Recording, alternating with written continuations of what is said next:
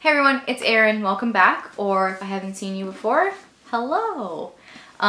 So today we're going to be talking about Rick Riordan's latest book, which is his Trials of Apollo series. It's the first one, Hidden Oracle.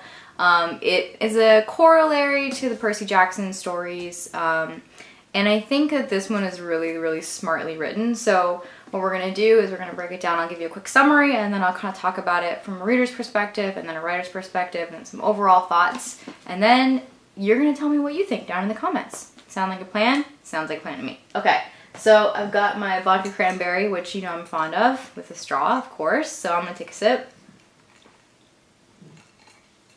Good deal. Wait for you to get your drink, and let's get into it.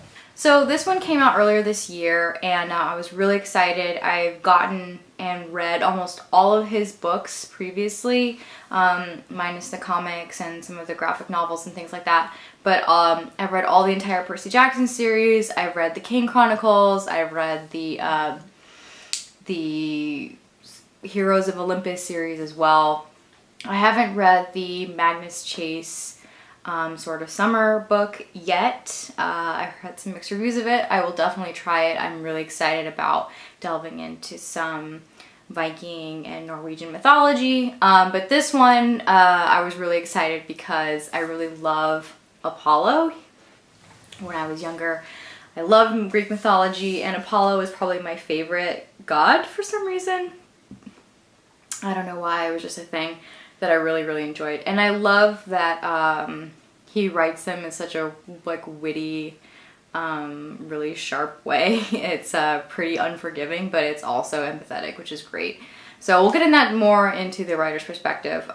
So overview, after what happened in the culmination of the Heroes of Olympus series, where they have their final sort of battle with Gaia and all of that, Zeus kind of blames Apollo for his part in that, even if it was kind of, I don't know, manipulated or whatever. So he sends him down to Earth as a teenage boy in this sort of like unforgiving, unfortunate body that's pimply and bloated and all of that sort of stuff, which is kind of funny because Apollo is always seen as a very like strong, masculine, lean, beautiful man, of course.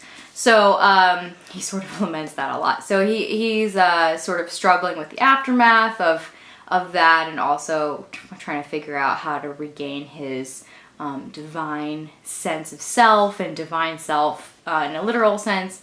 And he has to go through kind of reclaiming the oracles. No one can sense future or sense prophecy, and obviously he gets embroiled into a conflict and into a sort of larger than life sort of stakes, which always kind of happens in Rick Riordan's books, which I really enjoy. So he kind of goes through and exploits, and his adventures sort of make him very empathetic, and he has some very interesting understandings about himself and sort of reclaims this. And this is, I think, the first book of at least a trilogy. I'm not sure about that, but at least a trilogy. Maybe we'll see 4 out of this. But very interesting start. So from a reader's perspective, I think there were some pretty interesting things that mark this book apart from his other books. Mainly there were a lot of very current, modern day sort of like nods to sort of popular culture. There's quite a bit of mentions of YouTube on here, which I find very interesting, as well as social media and some things that only really come about being present in the modern day. So I think he's sort of really pegged his audience and his readership and has drawn them in even further with this, which I think is really fun and funny. I think that he definitely writes for a teen, sort of maybe younger, but also people that are older that can appreciate that mindset. His use of mythology is very subtle, but if you know mythology, I think you'll really appreciate the increasing use that he puts in and sort of drops in there, and sort of like hints and references to things he doesn't even go into. that as a casual reader, if you don't really know a lot of mythology, you sort of skip over, but if you do know, it's sort of like an extra layer of like, oh, that was a very clever thing for you to put in, and it sort of like adds an extra layer of appreciation for people that do know that kind of stuff.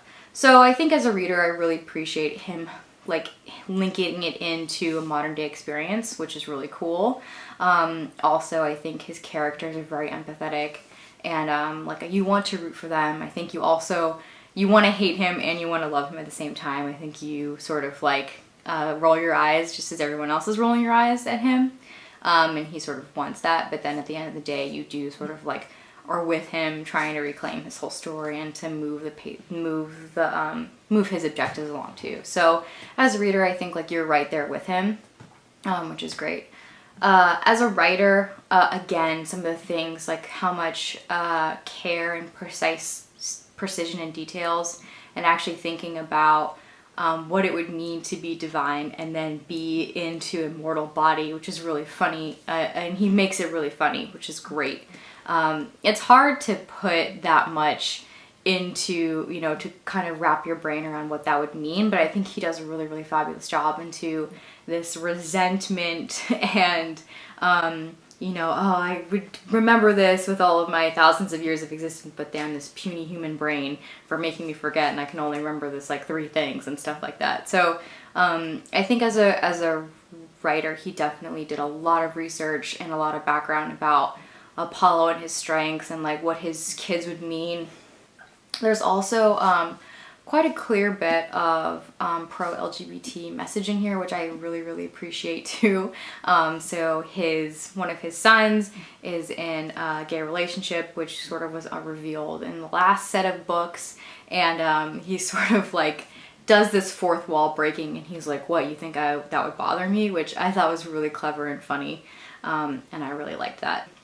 And lastly, I think that this is a really interesting take that he's doing, which is not based off the demigods, but based off of the immortals that you see in these books. So it makes me think like maybe we'll see others that might be from different perspectives. So that's really, really interesting.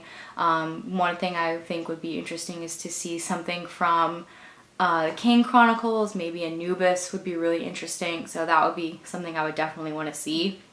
I think now the door is open for things like that. So I think that if you're a fan of the Percy Jackson stories or any of the other previous Rick Riordan books, you would definitely love this one.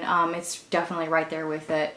A little bit more modern, a little bit more biting in terms of wit. I think that this one definitely like sticks it to him to a protagonist in the way you haven't quite seen in some of the other ones, but it's deserved. And I think that at the end it sort of like justifies, he sort of goes through a redemption story, which is great. So again, I would recommend it to fans of the Percy Jackson series or any of his other books. And I'm definitely looking forward to the next ones. I will be reading them and reviewing them. And I will also be reading Magnus Chase and Sword of Summer soon. I'm not quite sure when. I have a lot of other things in my TBR, but it's definitely there staring me in the face every time I go over. So I'm tempted to pick it up and read it.